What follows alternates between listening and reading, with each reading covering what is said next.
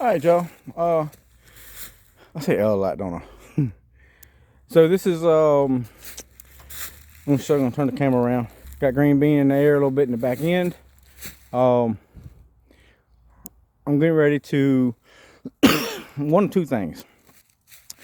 I am going to either correct the setup on my 513s in the rear, or I'm gonna go ahead and put the 456s in. But my plan was to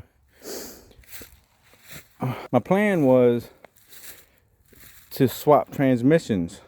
I've run it with the 513s and the Power Glide, so I kind of wanted to put the Turbo 350 in it and run that with the 513s, and then switch to the 456s and kind of get a comparison. I think it's going to do better with the 456s at the end of the day. I plan on going nitrous, and some people saying 456s are too deep for that, but like I said, I turn it to like 75 to 8 grand depending on the situation. But the 513s I think is going to be nasty in the 8th mile. If I plan on running quarter mile, the 456 is probably the best. But I don't know. So I'm gonna take it apart. I'm gonna check my backlash. I think I got that too tight. But I'm gonna check it. I got some more marking compound to put on it. So I'm gonna clean it up, put the marking compound on it, and spin it around, see what it does.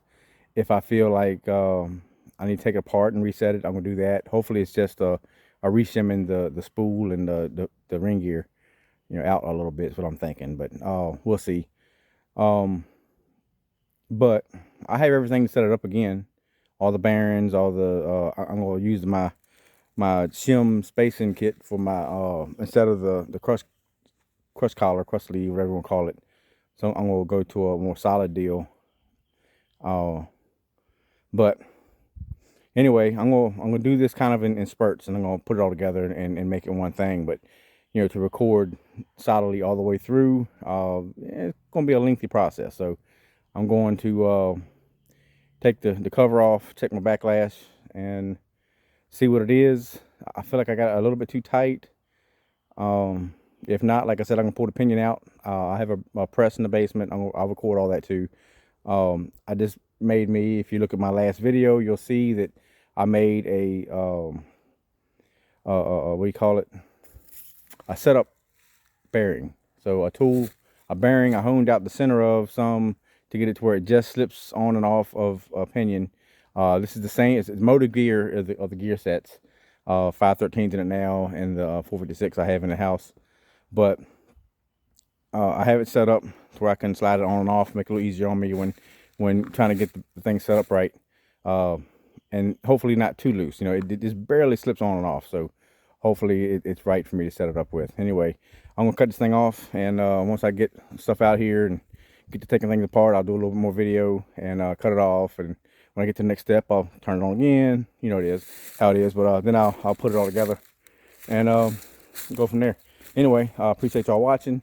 If y'all will, I mean, like I said, I don't expect much out of this, this channel.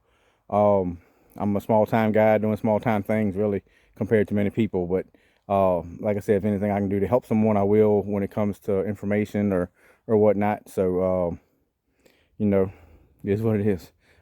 Anyway, if you will, like and subscribe, share with your buddies. Buddies can be male or female, I don't care. Hey, no discrimination here. I like women. Anyway, until I cut it back on. All right, y'all, getting back at it.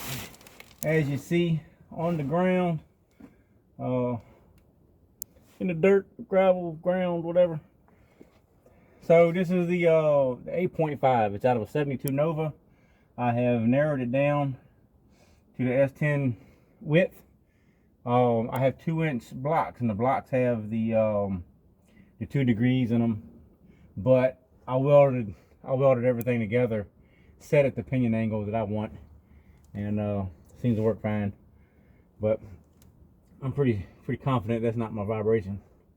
I still had the 2-piece drive shaft in it, and I do have one drive shaft safety loop in it. I need another one to be legal, and I'll add it at some point. Definitely needs to be done. But so it is dropped 2 inches in the back. I have some other leaf springs. I mean, not leaf springs, coil springs for the front. They are the 500 and something pound Moog. I can give you a part number at some point about it, but that's what I have to go in the front. Should drop it down some, give me a better spring rate for racing.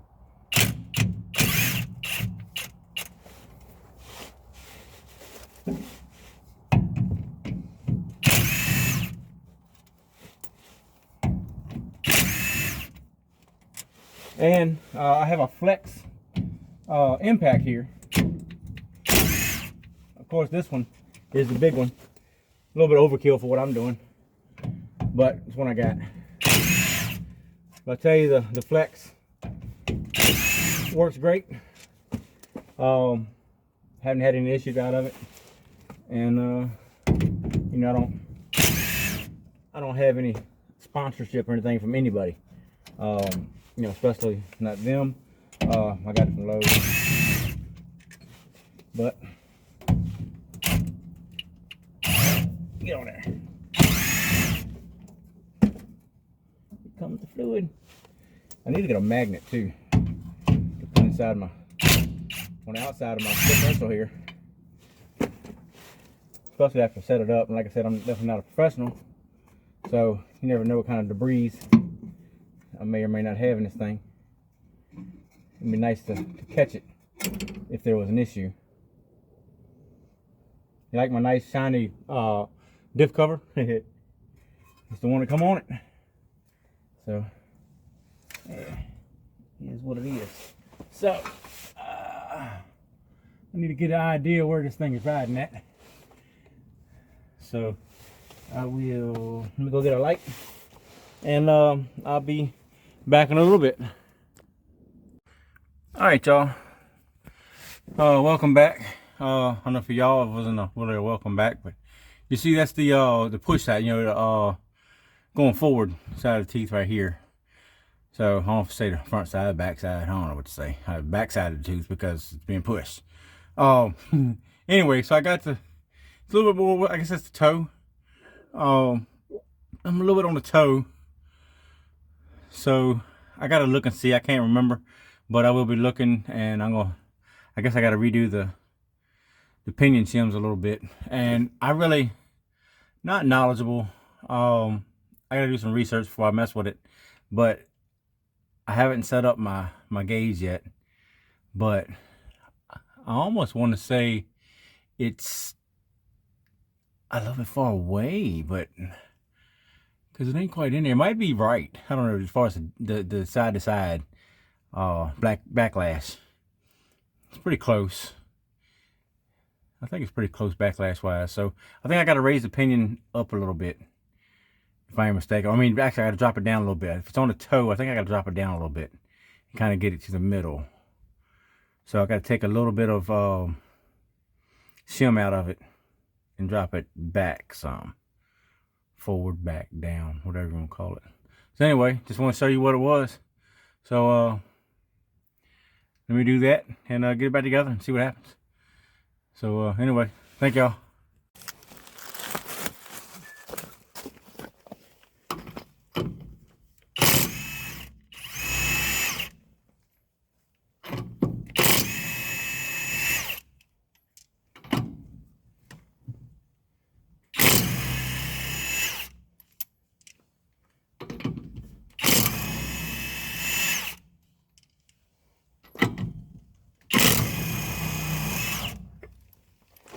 All right, that.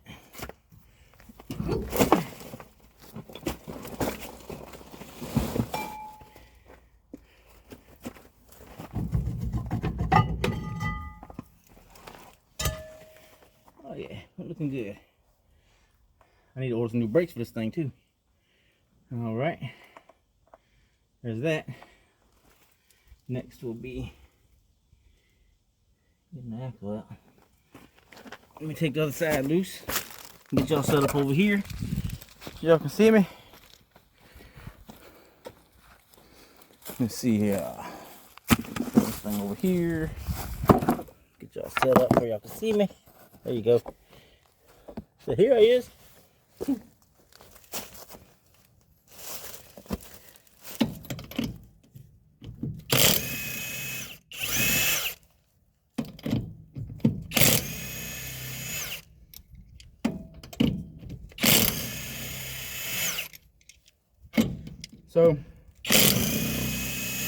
So you know, I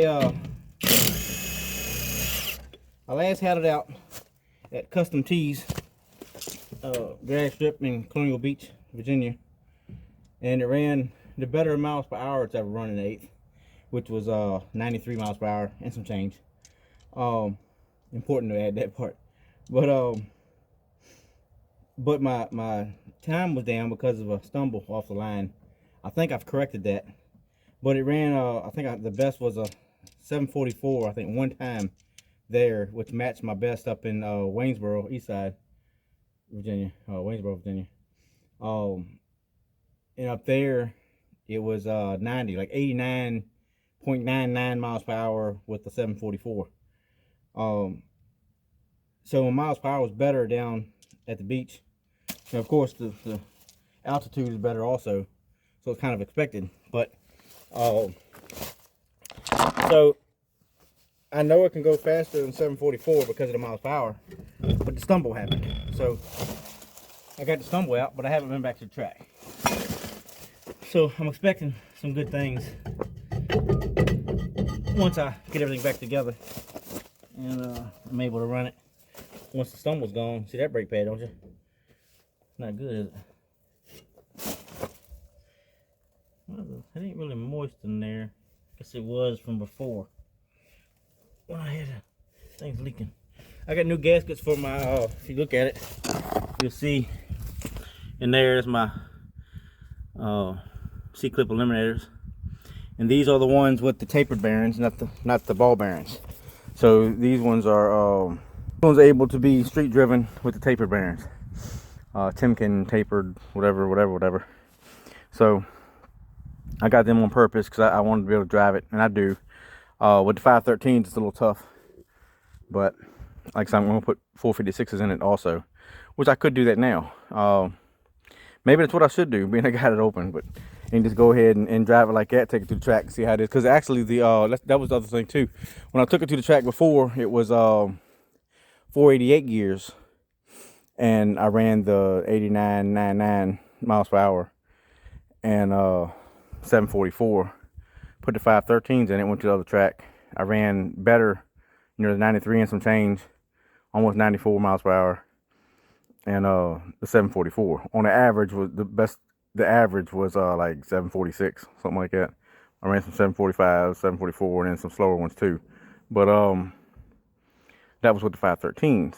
So I might go ahead and put the 456s in here just because. Keep me from going back in it again. Plus I can drive it. I don't know. I do know that even with the Power Glide, the first gear of the Power Glide, which is a 182 in this one. My God, with these, I got 295. You'll see 295 55 15s. These are the Mickey Thompson ET Street SS's. Now, don't get me wrong. I do not have a bunch of racing shocks, and well, I got Caltracs on it. I got the Caltrac 9010s up front, and that's really it. I think I got like 3 flats of preload on each side right now. I might change that a little bit on the passenger side. I might put another flat or so on that one. But ultimately, it goes pretty straight. At the track, it will go straight. I get traction at the track, but on the street, this thing gets no traction. Huh. I just hit the wrong button. Sorry, y'all. But I just, coming off the line, man, I really gotta baby it off the line so it don't spin. So I got to figure that out. I've been running somewhere between 14 to 17 pounds of air in tires. Not sure where they are today, but I'm not happy with the ET Street SS's. I want to either go to the ET Street R's, or I'm gonna put straight up slicks on it and drive it like that. But I can't really drive it with the slicks, so I'm looking at getting maybe another set of wheels, put my slicks on it. I'll carry them in the back of the truck, just make a way to mount them, but they don't slide around. But I'll carry them in the back of the truck And if I ever feel the need to play around a little bit, I'll swap them out. But yeah. Anyway, let me get back in here and do the next step. I'm gonna take take the axles out and get ready to take the spool and the ring gear out and work on the drive shaft. And maybe I'll do drive shaft first. That's probably the next step to do. Anyway, I'll get back with y'all. Yep. All right. So I got the axles out. I got caps loose. So I'm gonna pull them out and see what I can get done here.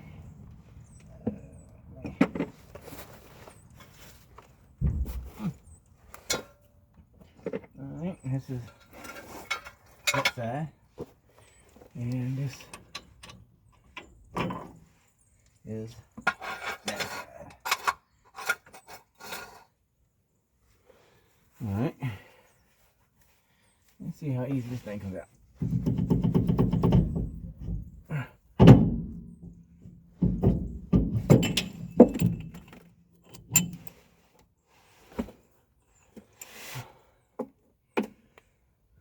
Alright, that and that.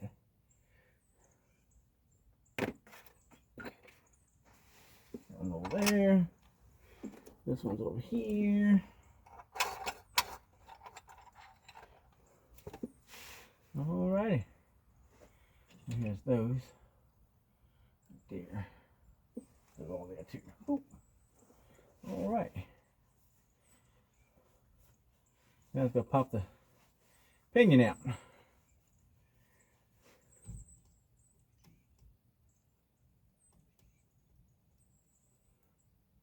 Yeah.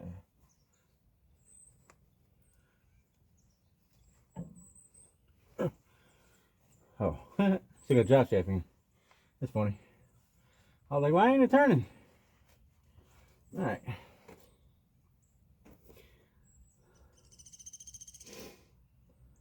Alright, let's see if I can get this drive shaft out. How about that? Actually, let me get this out from underneath. Over here.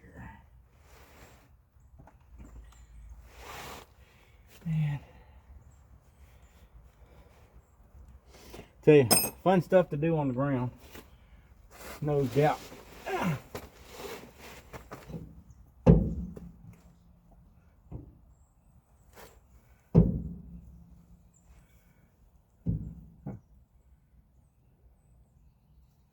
Alright, that's loose. Feels good too. I think I got the right amount of preload on that too. Feels good. But something just won't right. Alright. I get my socket for that. Is what, 1.25 inch, I think. Impactor. Uh-oh. And get that thing off the pinion. And get ready to do my, let me see, get my phone right. Alright. So the ring and pinion's out. Well, the ring is out, ring gear, and the spool is out. Gotta get my socket for the pinion nut. Let's get what I did with it. Right over here, somewhere right there, looks like. All right. Climb over here. By the way, this cough didn't come from my mouth. I'm out here by myself. Nobody's out here. But yeah, I normally do when I'm around people. I'm actually pretty good about that. Just so you know. All right, let me see if I can reach in here and pop this thing off.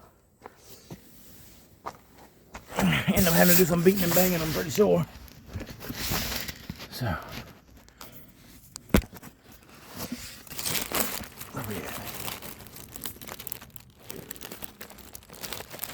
I gotta flip the T-Mobile. They got to deal with the change carriers. Change to them, and they give you a. I got 3 phones from them. 2 or that's $3,000 phones, and I pay full. I got everything, unlimited, whatever, insurance, all that crap. And I pay $180 something a month for three lines. And anyway, I got the Flip Z4 phone is what I have, and pretty happy with it. So if y'all are looking for a phone to do stuff with, it's pretty convenient for me with this, because right now I got it flipped up. There we go. Nut is off. Washer's still in there. All right. Yeah.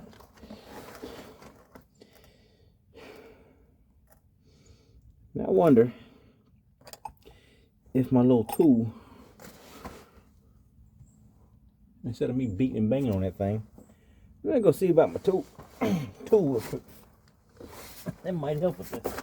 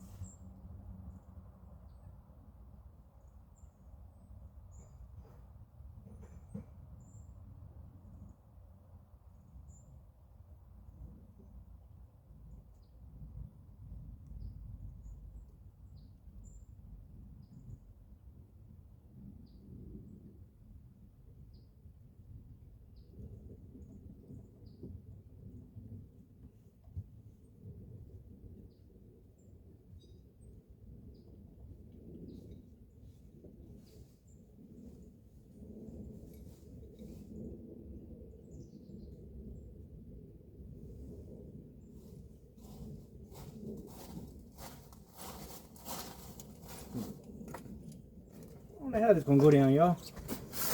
Might better off just getting a daggone hammer, getting at it. But we're gonna see what it do. If these nuts hold this thing, we'll go on these screws. Oh yeah, we're in there. Good deal. There's that one and that one. I think I'm gonna get me another set of washers to do this with.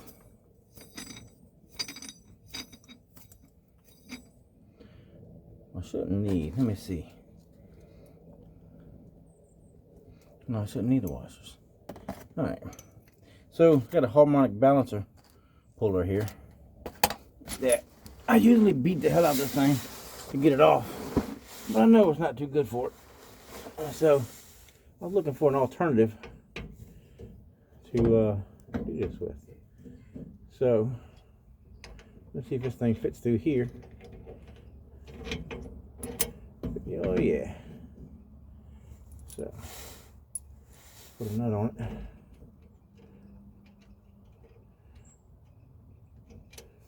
Uh-oh.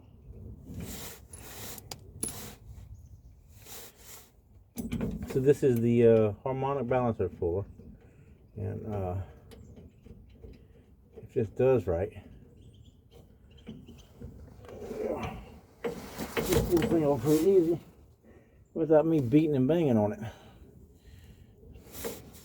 which I'm sure is no good for it.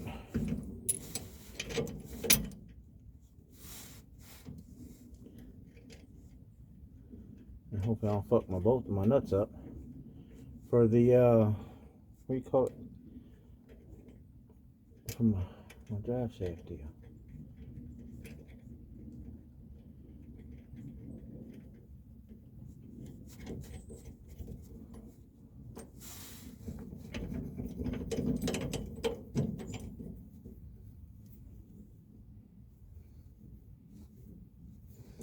Alright, that's there, that's on there. I got a socket for that. Let's see. I'm pretty sure I do. Yeah.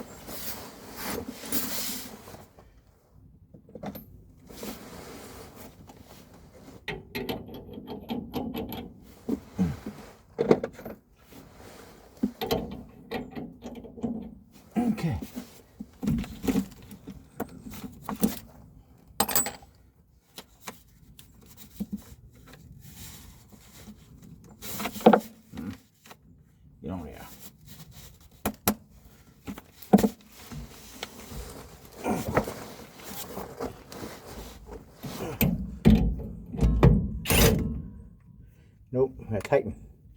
Well, let me do that. Oh yeah, easy peasy. What they say. Ain't it? Easy peasy. Now we just gotta get that out. So, those of you that know me know that in the past, this rear end effed up on me. I had the 488s in it, and something I didn't do right up here. I think I had the shims instead of the crush collar again, and I don't think I got it down to spec. You know what I'm saying? I don't think I torqued it down like I was supposed to, and I think the nut come loose on me. Either that, or I didn't have the racing seat like I was supposed to, and it come loose on me or something. And anyway, the bearings come out, whatever. It pulled the ring gear, pulled the pinion into the thing, wedged it up. It messed up the surface inside here where the seal goes. So when I put it together this time, I had a problem with it sealing right here. So I ended up putting some we call it RTV gasket maker up in here, and knocked the thing in and the seal in and let it dry, and it's doing pretty good. So I'm hoping I can get away with not having to change the seal or the bearing. I have another bearing for it right there, so I hope I don't have to worry about it. But if I do, I have another bearing. I just ain't got the other seal. So, but I got a new bearing for here too, for the the big side. Plus, I have the one that I've made into a setup tool. So let me get you here. See where you at. All right. Anyway, here it is. I got that off. Next, I'll be getting another thing off. Get the pinion out. So I'm gonna get me a brass. Give me a brass. What do you call it? What do you call the thing, man? A punch or whatever, kind of a big size punch, and I'm gonna beat it out. How about that? I don't have the means of pulling it out with the tool. So anyway, I'm gonna handle that, and I'll get back with y'all later. Hey y'all, how y'all doing? Well, I was outside working on the rear end. I got everything apart. Got I had to go down. I got a press down in the basement, and I pressed the bearing off of the pinion that come out of the truck. I wanted to get the shims out. So one of the issues, I believe, was I didn't have enough shims in it. In the I'm sorry for looking at, I'm kind of thinking as I'm talking, but I think I needed to raise the pinion up however much, I don't know. It'd have been a trial and error thing, but I need to raise it up to get the pattern right. So when I took the shims out, I got the new pinion, which is the 456s, and I put in like 31 thousandths, with somewhere around 30, 31, they say, in an 8.5 10 bolt rear. That's a good starting point. That's similar to what they put in them. And I don't have the stock one that was in it. I've looked for it and can't find it, but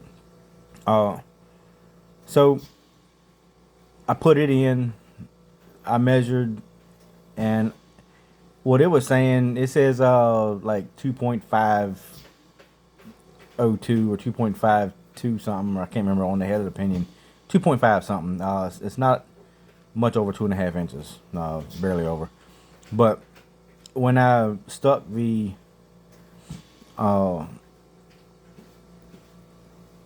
I measured down after sticking that in, I was way off. I was lacking, like, I think it said 28 thousandths.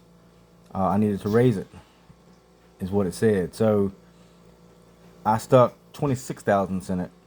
So that was a total of 26 and what was a 31, 57 thousandths. I mean, it seemed like a lot. So anyway, but I did it just to see. I stuck it in, and I went ahead and put the ring gear on the spool.